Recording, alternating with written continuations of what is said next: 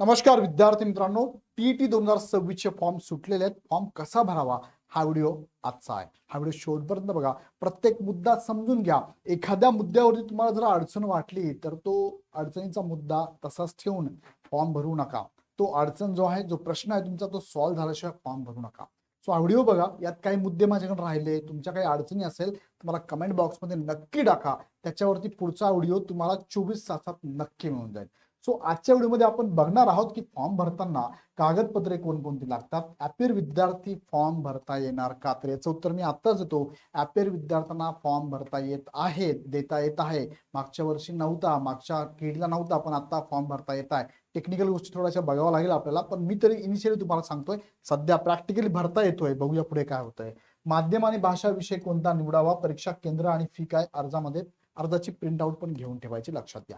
चला one by one, पण तत्पूर्वी तुम्हाला सांगू इच्छितो की इग्नाइट अकॅडमीची तुम्ही याच्या पहिले जर बॅच केली असेल तुम्हाला 50% डिस्काउंट आहे. नवीन विद्यार्थ्यांना 50% डिस्काउंट आहे. नवीन 500 विद्यार्थ्यांना फक्त हा डिस्काउंट आहे. तुम्ही जॉईन करा. तुमच्या मित्रांना पण लगेच सांगा. तुमच्या सहकार्याने तुमच्या ग्रुपमध्ये लगेच शेअर करा. बॅच आहे नवीन Drona batch 10.0 live plus recorded batch चालू आहे. 1 एप्रिल पासून सेपरेट बॅचेस अवेलेबल आहे. इकडे दोन्ही बॅचेस तुम्हाला दिसतात. दोन्ही बॅचमध्ये एकच फरक आहे. ह्या बॅचमध्ये विथ बुक किट आणि बॅग आहे, ह्या बॅचमध्ये नाही आहे. हे बुक किट आणि बॅग तुम्हाला घरपोच मिळतील. ज्यांना हवं असेल त्यांनी ही बॅच जॉईन करा, ज्यांना नको हवं असेल त्यांनी ही बॅच जॉईन करा. दोन्ही बॅचमध्ये मात्र फीचर सारखेच आहे. जसं की 5000 प्लस विद्यार्थ्यांचा निकाल देणारी टीम तुम्हाला इथे शिकवणार आहे.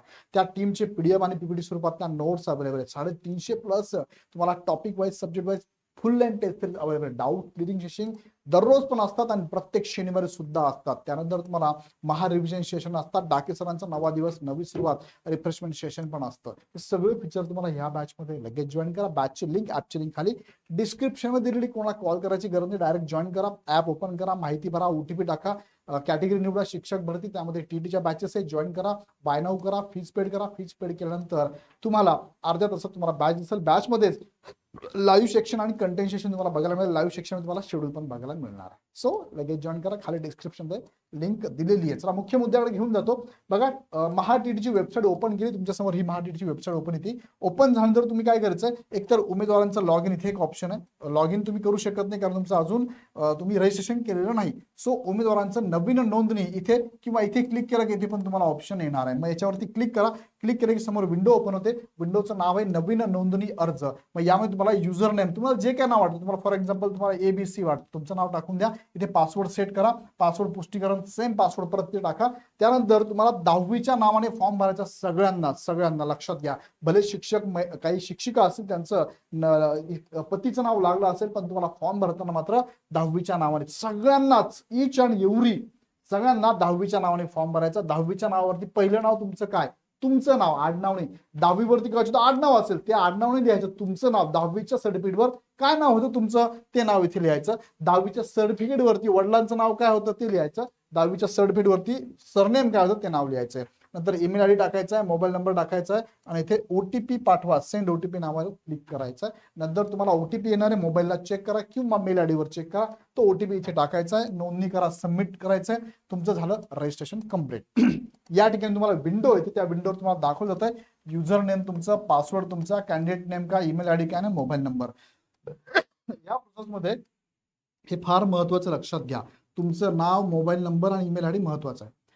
लॉग इन करा. परत विंडो ओपन होते. युजर नेम, पासवर्ड टाका, कॅप्चा की टाका, लॉग इन करा. लॉग इन केल्यानंतर इथे ओपन होते बघा 5 विंडो तुम्हाला फिलअप करायचे आहे. 5 विंडोमध्ये इतर झालंय तुमचं अर्जावरील माहिती भरा, इथे क्लिक करायचं मला, नंतर पुढे जायचंय. अर्जावरील माहिती भरा यावरती क्लिक केलं की समोर विंडो ओपन होते. वैयक्तिक माहिती तुम्हाला भरायची. मग वैयक्तिक माहितीमध्ये तुम्ही गेलात तर या ठिकाणी बघा, वैयक्तिक माहिती, संपर्कासाठी माहिती, शैक्षणिक माहिती, परीक्षेसंदर्भातली माहिती आणि दस्तऐवज अपलोड करायचं. असे 5 विंडो मध्ये तुम्हाला ऍप्लिकेशन करायचं आहे, अर्ज भरायचा आहे. त्यातली पहिली विंडो आहे माहिती, वैयक्तिक माहिती, ज्यामध्ये तुमचं पहिलं नाव, तुमचं मधलं नाव, तुमचं आडनाव येणार आहे. आणि मग आता हे नाव तुम्ही 10वीच्या नावाने टाकलेलं आहे. आता यामध्ये नावात जर बदल असेल तुम्हाला तर इथे आईचं पण नाव टाकायचं. आईचं नाव टाकून दिलं इथे प्रश्न विचारतो बघा, नावात बदल आहे का. नावात बदल काय होऊ शकतो तुमचा, फॉर एक्झाम्पल तुम्हाला हॉल तिकीट कोणत्या नावाने हवंय का, तुम्हाला सांगतो बघा. तुमचं हॉल तिकीट ज्या नावाने येईल ना, हॉल तिकीट त्या नावाचं तुम्हाला आयडी प्रूफ लागेल. मग तुम्ही एकदा चेक करून घ्या तुमचं आयडी प्रूफ कोणत्या नावाने आहे तुमच्याकडे, त्या नावाचं हॉल तिकीट यायला पाहिजे. फिमेल जे असतील लग्न झाल्यात त्यांना शक्यतो आयडी जर हजबंडच्या नावाचं असेल तर नावात बदल येस करून हजबंडचं नाव टाका. पण हजबंडचं नाव टाकत असताना तुम्हाला हजबंडचा आयडी प्रूफ लागेल आणि त्या संदर्भातलं काही प्रूफ पण लागेल. काय लागेल पुढे मी तुम्हाला सांगतो. स्पेलिंग मध्ये मिस्टेक काही मुलांचे असेल तुम्ही ते टाकू शकता, यस करू शकता, नवीन नाव टाकू शकता आणि तुम्ही इथे प्रूफ पण दाखवू शकता, ऍफिडेविट देऊ शकता आणि मोठा बदल असेल तर गॅजेट पण देऊ शकता. चला तर मग इथे मी काय सिलेक्ट करायचं, मला सपोज मी इथे यस केलं की परत ते विचारतं तुमचं नवीन नाव, पहिलं नाव, मिडल नेम. मग मिडल नाव वडिलांचं असेल किंवा पतीचं असेल, आडनाव टाकून द्या. नावात बदल असण्याचं कारण तुम्हाला लिहायचं आहे, spelling mistake. For example spelling mistake कोणाचं काय असतं, मॅरेज हे कारण तुमचं असू शकतं, हे टाकून द्या. आणि मग इथे सिलेक्ट नावात बदल केल्याचा पुरावा काय तिथे विचारला जातो. मग तो पुरावा नो जर गेला तर काहीच येणार नाही तुम्हाला, पण जर असेल तिथे पुरावा विचारतात. पुरावामध्ये 3 ऑप्शन तुम्हाला ओपन होतात. पहिलं ओपन होतं गॅझेट, दुसरं ओपन होतं मॅरेज सर्टिफिकेट आणि तिसरं ओपन होतं ऑदर. मग जर तुम्हाला ॲफिडेविट असेल तुम्ही ऑदर वरती क्लिक करू शकता. ओके, चला नेक्स्ट घेऊन जातो तुम्हाला मी. नावात बदल असतं बघ, नो केलं तर काहीच भरायचं नाही. मग पुढचा मुद्दा आहे उमेदवाराची अतिरिक्त माहिती. मग यामध्ये ईमेल आयडी आहे, मोबाईल नंबर आहे, जन्मतारीख तुम्हाला टाकायची आहे, तुमचा आधार नंबर टाकायचा आहे. तुमचा आधार जर नसेल तुमच्याकडे तर आधार एनरोलमेंट नंबर टाकला तरी चालतंय आणि तुमचं जेंडर टाकायचं. हे टाकल्यानंतर पुढे ओपन होतं तुमच्या पुढे विंडो कॅटेगरीची. बघा इथे तुम्हाला उमेदवाराच्या जात प्रकाराची माहिती भरायची. यामध्ये सगळ्याच कॅटेगरी बघा, SC ST विजय, NT ब, NT क, NT ड, SBC OBC SCBC EWS आणि जनरल. EWS आणि SCBC पण ऑप्शन तुम्हाला असणार आहे, त्यावरती क्लिक करायचं. यावरती क्लिक केल्यानंतर तुम्हाला एक कॅटेगरी तुम्हाला निवडली, फॉर एक्झाम्पल OBC निवडली. आता तुमच्याकडे सर्टिफिकेट असणं गरजेचं आहे. का गरजेचं आहे, कारण इथे तुम्हाला कॅटेगरीची कास्ट कॅटेगरी सर्टिफिकेटचा नंबर पण टाकायचा आहे, कास्ट सर्टिफिकेटची डेट पण टाकायची. ह्या 2 गोष्टी टाकायच्या. त्यासाठी तुमच्याकडे एक डॉक्युमेंट लागलं महत्वाचं, कोणतं, कास्ट सर्टिफिकेट. अजून काही विचारलं का डॉक्युमेंट बद्दल, एनसेल विचारलं का, डोमिसाईल विचारलं का, कास्ट व्हॅलिडिटी विचारली का, नाही विचारली. चला पुढे जाऊया. मग आपण सबमिट केलं.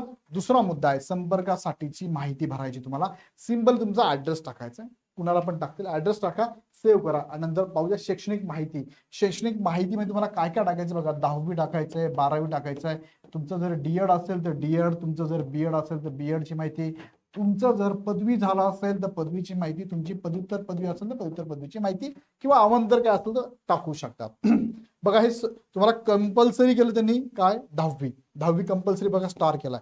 12वी कंपल्सरी नाहीये तुम्हाला, पण टाकू शकता. याच्यावरती क्लिक करा, 12वीची माहिती तुम्हाला भरता येणार आहे. मग तुम्हाला जे तुमची शैक्षणिक अर्हता आहे ती माहिती तुम्हाला भरायची. उदाहरणार्थ तुम्हाला पदवीची पण माहिती खाली दिली बघा, पदवीची पदव्युत्तर पदवीची माहिती भरायची, टिक करून भरू शकतात.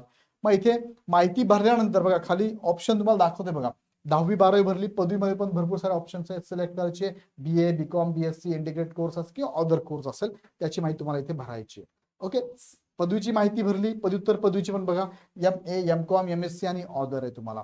त्यानंतर तुम्हाला व्यावसायिक अर्हता पण भरायची. हे झालं तुमचं पदव्युत्तर पदवी. नंतर व्यावसायिक अर्हतेची माहिती भरायची. याच्यावरती टिक करावं लागतं, लक्षात घ्या. यावरती टिक केलं तुम्हाला 1 ते 5 साठी काय लागतंय, 1 ते 5 साठीची माहिती तुम्ही भरता बघा, ज्याला डीएड लागतंय. मग इथे पदविकेचे नाव डीएड तुम्हाला इथे सिलेक्ट करून माहिती भरायची आहे. बघा इथे DTED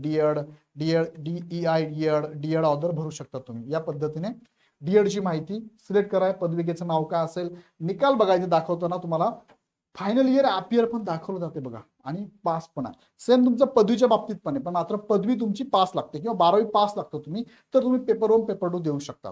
पेपर 2 ला पदवी लागते ती पास लागते, अपियर चालत नाही. तुम्ही एकदा फॉर्म भरून बघा. मात्र इथे जर बघितलं तर डीएड बीएड अपियर जर दाखवून तुम्ही, तर तुम्हाला इथे टीईटीचा पेपर फॉर्म भरता येतोय.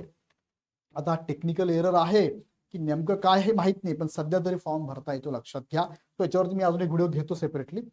पदवी केला किती, बोर्ड कोणतं होतं, त्यानंतर तुम्हाला मिळालेले गुण किती आहे, टोटल मार्क्स किती आहे, हे सगळं भरत जायचं आहे.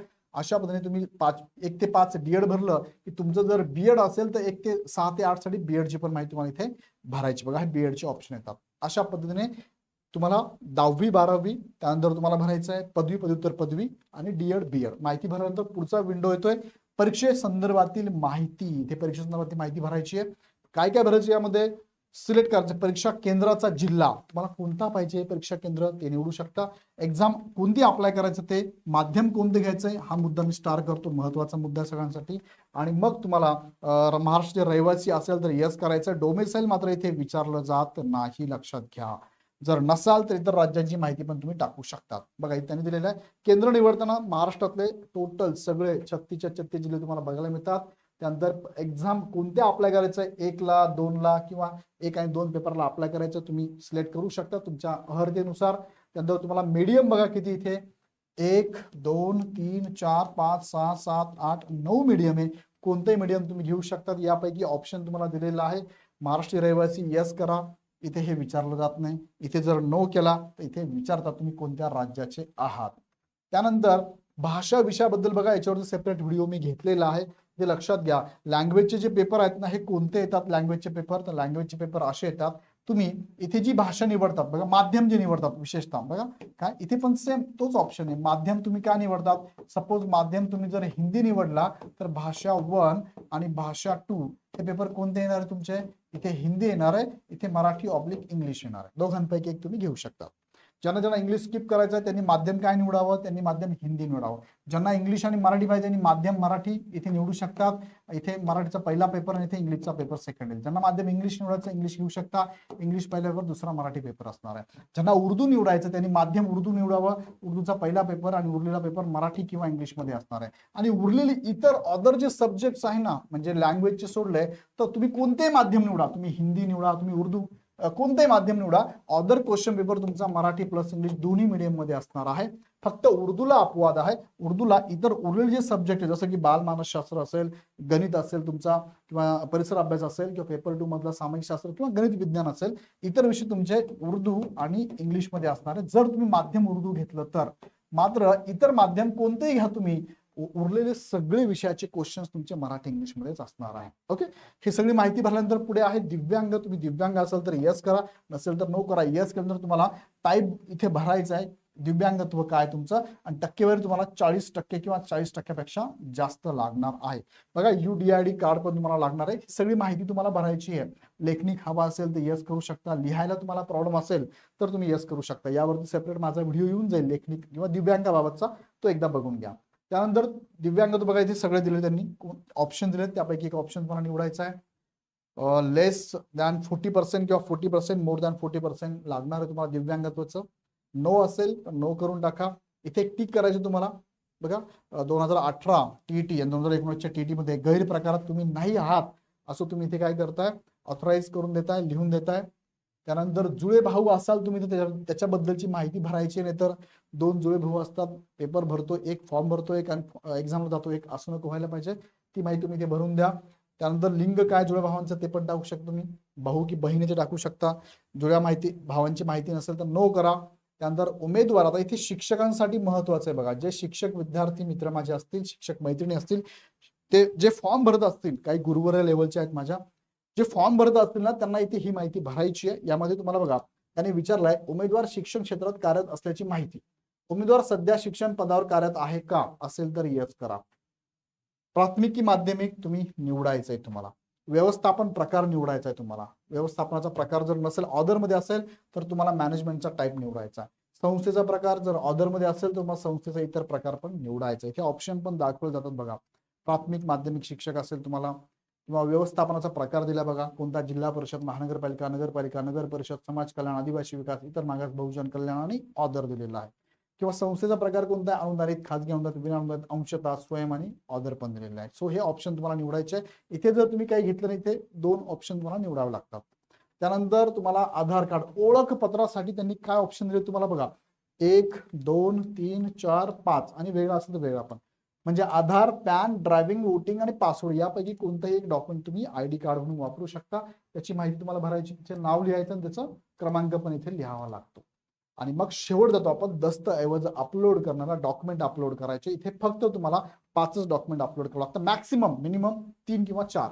इथे तुम्हाला इथे हे बघा सेल्फ डिक्लेरेशन करायचंय, यावरती टिक करायचंय. हे मराठी इंग्लिश वाचून घ्या, टिक करायचंय आणि मग पुढे डॉक्युमेंट अपलोड करायचे. तुमचा फोटो असेल, तुमचं सिग्नेचर असेल, तुमचा ID प्रूफ असेल, तुमचं प्रतिज्ञापत्र, सेल्फ डिक्लेरेशन बघा खाली दिले त्यांनी, सेल्फ डिक्लेरेशन दिलेलं आहे, किंवा इथे दिले बघा सेल्फ डिक्लेरेशन.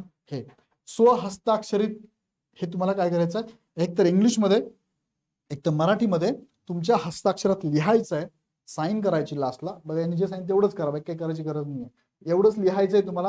हे लिहून झालं तुमच्या हस्ताक्षरामध्ये, ते इथे अपलोड करायचंय. ओके. हा, ज्यांनी नावात बदल यस केला असेल ना त्यांना मात्र डॉक्युमेंट थोडे जास्तीचे अपलोड करावं लागतात. जास्तीचे म्हणजे कोणती अपलोड करावं लागतात इथे दिलेली नाही मी. हा, जास्तीचे म्हणजे तुम्हाला इथे काय विचारते, इथे 4 दिले. जर तुम्ही नावात बदल दाखवला असेल तुम्हाला गॅझेट इथे अपलोड करावं लागतं. बघा गॅझेट लागणार आहे.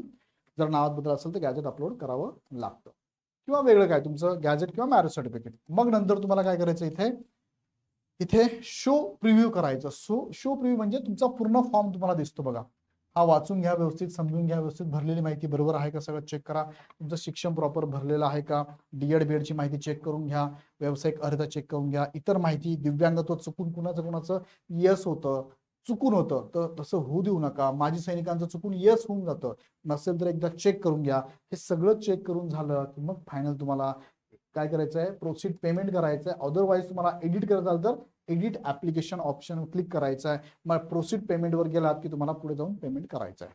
सिंपल प्रोसेस आहे, ही प्रोसेस फॉलो करा.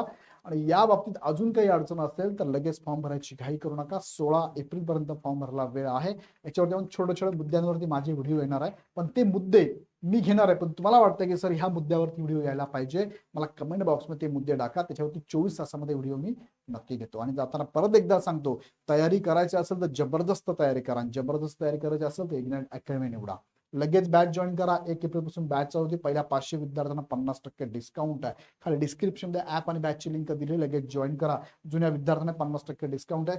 सिंपल प्रोसेस फॉलो करायची. त्याचबरोबर तुम्हाला 2 रुपयाची ही बॅच सगळ्यांनाच जॉईन करायची. फार महत्वाची बॅच आहे. सेपरेट विषयानुसार बॅच अवेलेबल आहे. आणि ही पुस्तकं सुद्धा तुम्हाला मार्केटमध्ये अवेलेबल आहे. तुम्ही ऍपवरनं पण ऑर्डर करू शकता. अधिक माहितीसाठी तुम्ही आमच्या हेल्पलाईन नंबरला कॉल करू शकता. अदरवाईज ऍप डाउनलोड करून डायरेक्ट परचेस करू शकता. अजून काही शंका असेल तर शंकेचं निरसन करण्यासाठी खाली कमेंट बॉक्समध्ये नक्की तुमची प्रॉब्लेम्स, तुमचे इश्यू टाका. त्याच्यावरती व्हिडिओ घेतो. आवडला व्हिडिओ तर लाईक तर करा, पण इतरांना पण शेअर करा. आणि नवीन व्हिडिओ बघण्यासाठी चॅनल सबस्क्राईब करून बेल आयकॉन क्लिक करा. पुन्हा व्हिडिओ नेक्स्ट व्हिडिओमध्ये. धन्यवाद.